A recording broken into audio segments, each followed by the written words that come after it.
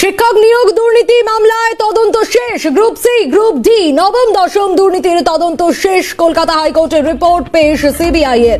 শিক্ষক নিয়োগ দুর্নীতি মামলায় রিপোর্ট পেশ, ফাইনাল চার্জশিট তৈরি হয়েছে। রিপোর্টে উল্লেখ সিবিআই এর। নিম্ন আদালতে চার্জশিট জমা দেওয়া হয়েছে জানালো সিবিআই। বিশেষ বেঞ্চে পরবর্তী শুনানি রয়েছে 15ই ফেব্রুয়ারি। অবশ্যই নজর থাকবে এই খবরের দিকে, আমরা নজর রেখেছি ইতিমধ্যে। আপনাদের জানিয়ে রাখি আরো একবার, শিক্ষক নিয়োগ দুর্নীতি মামলায় রিপোর্ট পেশ, মামলার তদন্ত শেষ। গ্রুপ সি গ্রুপ ডি নবম দশম দুর্নীতির তদন্ত শেষ। কলকাতা হাইকোর্টে রিপোর্ট পেশ সিবিআই এর তরফ থেকে। শিক্ষক নিয়োগ দুর্নীতি মামলায় রিপোর্ট পেশ, ফাইনাল চার্জশিট তৈরি হয়েছে। রিপোর্টে এমনটাই উল্লেখ সিবিআই এর। নিম্ন আদালতে চার্জশিট জমা দেওয়া হয় জানালো সিবিআই এর বিশেষ বেঞ্চ। পরবর্তী শুনানি 15ই ফেব্রুয়ারি রয়েছে সিবিআই এর বিশেষ বেঞ্চে। পুরো কথা ইতিমধ্যে সিবিআই এর তরফ থেকে জানানো হয়েছে। নজর রেখেছি ইতিমধ্যেই, এ রাজ্যে চাকরি প্রার্থীরা রাস্তায় বসে থাকে।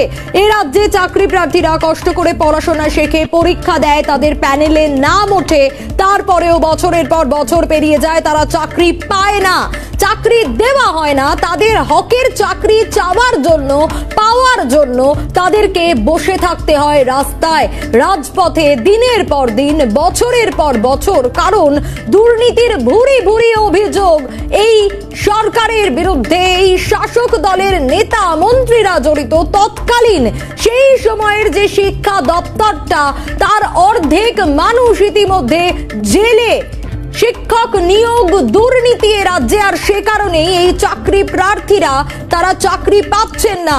অযোগ্যরা চাকরি পেয়ে যোগ্যরা রাস্তায় বারবার, এই ছবিটাই সামনে এসেছে। অন্যদিকে খুব গুরুত্বপূর্ণ, গ্রুপ সি গ্রুপ ডি নবম দশমের কিন্তু তদন্ত শেষ হয়েছে, এমনটাই জানানো হয়েছে সিবিআই এর তরফ থেকে। বিশেষ বেঞ্চে এই কথা জানানো হয়েছে। শিক্ষক নিয়োগ দুর্নীতি মামলায় রিপোর্ট পেশ করা হয়েছে, ফাইনাল চার্জশিট তৈরি হয়েছে। রিপোর্টে উল্লেখ রয়েছে সিবিআই এর তরফ থেকে। নিম্ন আদালতে চার্জশিট জমা দেওয়া হয়েছে এবং অবশ্যই পরবর্তী শুনানি রয়েছে 15ই ফেব্রুয়ারি।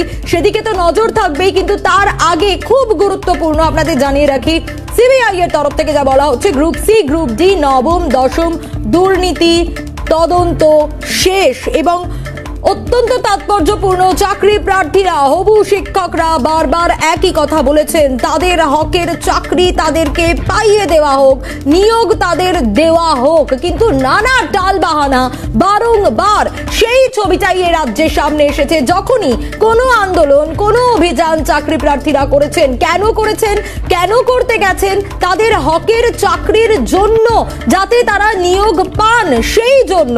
তারপরেও কিন্তু পুলিশি বাধার সম্মুখীন হতে হয়েছে।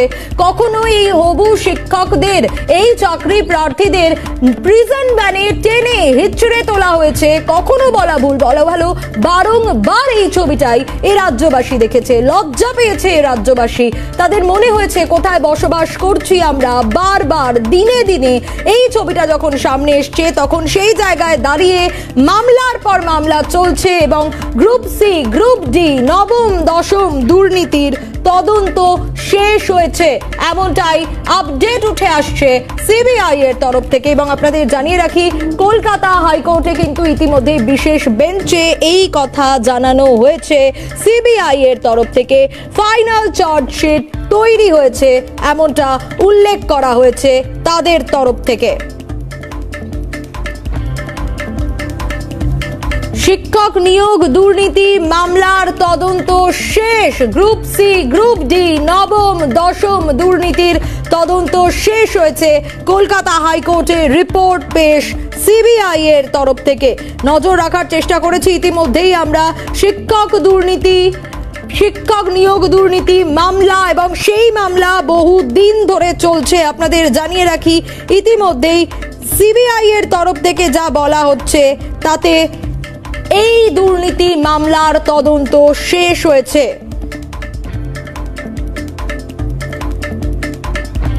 যে খবরের দিকে ইতিমধ্যেই আমরা নজর রেখেছি, আরো একবার জানানোর চেষ্টা করব, কলকাতা হাইকোর্টে সিবিআই এর বিশেষ রিপোর্ট সেটাও পেশ করা হয়েছে। এবং আপনাদের জানিয়ে রাখি, সিবিআই এর চূড়ান্ত চার্জশিট এবং এমনটাই আপডেট পাওয়া যাচ্ছে যে পার্থ চট্টোপাধ্যায়ের নাম কিন্তু রয়েছে এবং আর কি কি রয়েছে সেই বিষয় নিয়ে আমরা অবশ্যই আপনাদের পুরো বিষয় জানাবো। কিন্তু যে আপডেটগুলো পাওয়া যাচ্ছে ইতিমধ্যেই চাকরি প্রার্থীরা তারা নিয়োগ চান এবং সেই জায়গা থেকে দাঁড়িয়ে গ্রুপ সি, গ্রুপ ডি, নবম, দশম তাদের ইতিমধ্যেই শেষ হয়েছে তদন্ত। সজল ঘোষ বিজেপি নেতা, তার সঙ্গে ইতিমধ্যে আমরা টেলিফোনে যোগাযোগ করতে পেরেছি।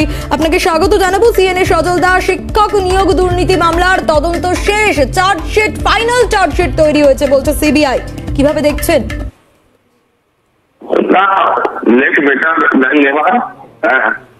আশা করি যাদের বিরুদ্ধে চার্জশিট হয়েছে তো তারা আর কখনোই বাইরের সূর্যের আলো দেখবে না। যারা একটা লোকের ভবিষ্যৎ নিয়ে ছেলেমিলি খেলেছে তাদের ভবিষ্যৎ বলে যেন আর কিছু না থাকে। সর্বশক্তিমান ঈশ্বর এবং বিচারপতিদের কাছে আমার এটাই একমাত্র প্রার্থনা। যারা অন্যের ভবিষ্যৎ নিয়ে খেলে তাদের ভবিষ্যৎ বাকি জীবনটা যেন এদের জেলের অন্তরালে কাটাতে হয়। মাঝে মাঝে প্যারোলে 2-1 মাস বাইরে এলে কোনো আপত্তি নেই, কিন্তু বাকি জীবনটা যেন জেলেই থাকে, এটাই ঈশ্বরের কাছে প্রার্থনা। ধন্যবাদ জানাবো। সজল দা, কথা বলছিলাম বিজেপি নেতা সজল ঘোষ ছিলেন আমাদের সঙ্গে টেলিফোন লাইনে। যে খবর আমরা পাচ্ছি আপনাদের জানিয়ে রাখি, রাজ্যে শিক্ষা নিয়োগ দুর্নীতি মামলায় চার্জশিট পেশ করলো সিবিআই। ইতিমধ্যে আইনজীবী লোকনাথ চট্টোপাধ্যায়ের সঙ্গে আমরা যোগাযোগ করতে পেরেছি। আপনাকে স্বাগত জানাবো সিএনএ। গোটা বিষয়টা একটু জানতে চাইবো, ইতিমধ্যে ফাইনাল চার্জশিটও পেশ করা হয়েছে।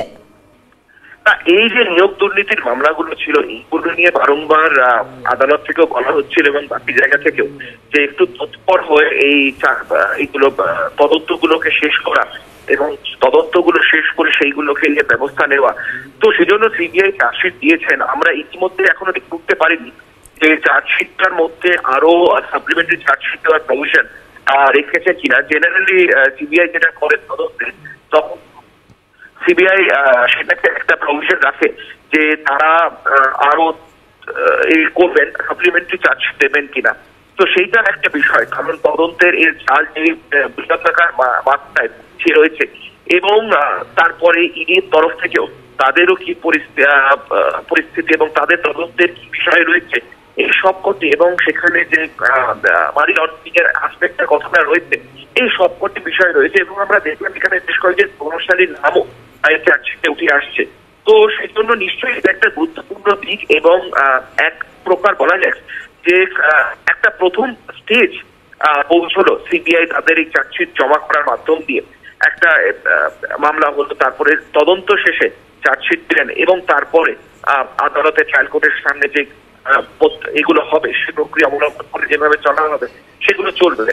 কিন্তু এটা একটা বেশ গুরুত্বপূর্ণ বিষয় এবং একদিকে বলা যায় যে এই যে নিয়োগ দুর্নীতির বিষয় একটা না একটা জায়গায় একটা দাঁড়ি ইনিশিয়াল স্টেজে একটা একেবারে। লোকনাথ বাবু, যেমনটা আপনি বলছিলেন, ধন্যবাদ জানাবো আপনাকে। কথা বলছিলাম আইনজীবী লোকনাথ চট্টোপাধ্যায় ছিলেন আমাদের সঙ্গে টেলিফোন লাইনে। ইতিমধ্যেই কংগ্রেস মুখপাত্র সৌম্য আইচের সঙ্গে আমরা যোগাযোগ করতে পেরেছি, টেলিফোনে তিনি রয়েছেন আমাদের সঙ্গে। সৌম্যদা, স্বাগত জানাবো সিএনএ। রাজ্যে শিক্ষা নিয়োগ দুর্নীতি মামলায় চার্জশিট পেশ এবং উল্লেখযোগ্যভাবে প্রতিটি চার্জশিটেই কিন্তু প্রাক্তন শিক্ষামন্ত্রী পার্থ চট্টোপাধ্যায় তার নাম রয়েছে। দেখুন, এগিয়ে বাংলার মন্ত্রী মাননীয় মুখ্যমন্ত্রীর ডান দিকে বসতেন ক্যাবিনেটের একজন বড় মাথা, তার নাম চার্জশিটে। এখন চার্জশিট মানেই অভিযুক্ত নয়, প্রমাণ করতে হবে। তবুও বলবো যে বাংলার পারসেপশন হচ্ছে শিক্ষামন্ত্রী জেলে, তার নাম চাকরি চুরিতে চার্জশিটে। কিন্তু আমরা বলছি যে উনি তো একা করেননি, কালীঘাটের কাকুর সহ ওপরের দিকে যারা আছেন, যাদের নাম কাকু ইঙ্গিত করার চেষ্টা করেছেন, পার্থবাবু যাকে ইডির দপ্তরে মানে ইডির যখন রেড হয় বা সিবিআই রেড হয় তখন যাকে ফোন করতে চেয়েছিলেন মাননীয় মুখ্যমন্ত্রী, তিনি ফোনটা ধরেননি। এটা তৃণমূলের বোঝা উচিত যে বিপদের সময় তৃণমূল ফোন ধরে না। সেই পার্থবাবু কেন ফোন করতে চেয়েছিলেন, কি কারণে ফোন করতে চেয়েছিলেন, এই বিষয়গুলো আরো সামনে আসা প্রয়োজন। একেবারে সৌম্যদা, যেমনটা আপনি বলছিলেন এই বিষয়গুলো সামনে আসা প্রয়োজন। ধন্যবাদ জানাবো আপনাকে। কথা বলছিলাম কংগ্রেস মুখপাত্র সৌম্য আইচ ছিলেন আমাদের সঙ্গে টেলিফোন লাইনে।